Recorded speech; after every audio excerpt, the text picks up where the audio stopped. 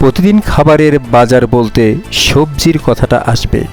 মাছ মাংসের সাথে অথবা তার বাহিরে সবজি খাবারের তালিকায় প্রতিদিন থাকবে।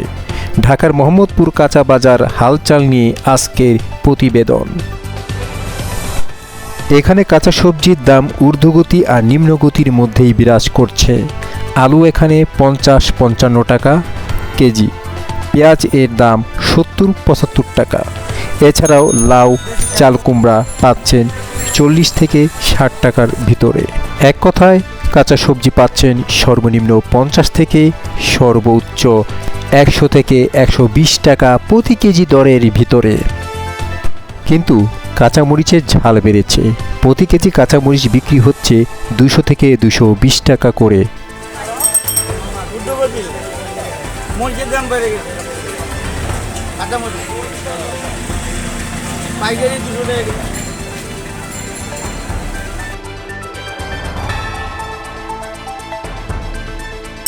টাকা বিক্রি করলে লাভ হয় না, কিনা লাভ হয় ৫৫ টাকা বিক্রি করা যায়। আড়ত থেকে তো বাড়ছে, আড়ত থেকে কমাই দিলে তো আমরা কম বিক্রি করতে পারি। রসুন কত সব জিনিসের দাম দেখেন, এক কেজি সবজি সেই অনুযায়ী পেঁয়াজের কেজি ৮০-৭০, এইটা অনেক কমই আছে। আর তো বর্তমানে চলছে ৬৫-৬৬ টাকা। তবে ব্রয়লার মুরগি ও সোনালী মুরগি পাচ্ছেন আগের দামে চেয়ে কিছুটা কমে। ২২০, সোনালী মুরগি হলো ৩৫০। হ্যাঁ, কদিন আগে ছিল আপনার ৩৮০-৯০ টাকা কেজি। এখন আস্তে আস্তে কমতে আছে, এখন ৩৫০ চাইছে।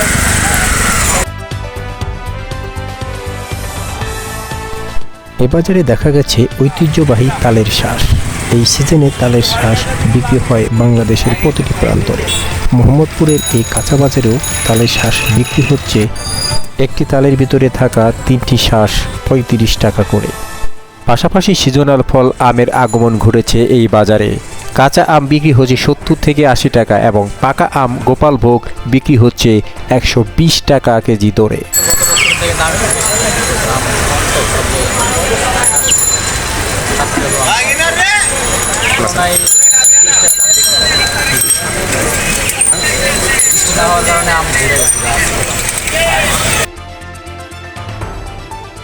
ফলের রানী লিচুর আগমন ঘটেছে এই বাজারে।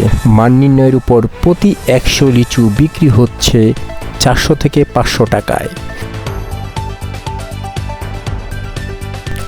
আম ও লিচু এখনও বাজারে পুরোপুরি আসেনি। আশা করা যাচ্ছে আগামী সপ্তাহ থেকে রাজশাহী থেকে বাজারে আম ও লিচু সরবরাহ হবে পুরোপুরিভাবে। ঠিক তখনই হয়তোবা আম ও লিচুর দাম কিছুটা হলো স্বাভাবিক দামে চলে আসবে।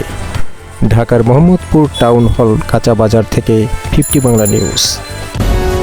আপসহীন সংবাদ প্রকাশে 50 বাংলা নিউজ।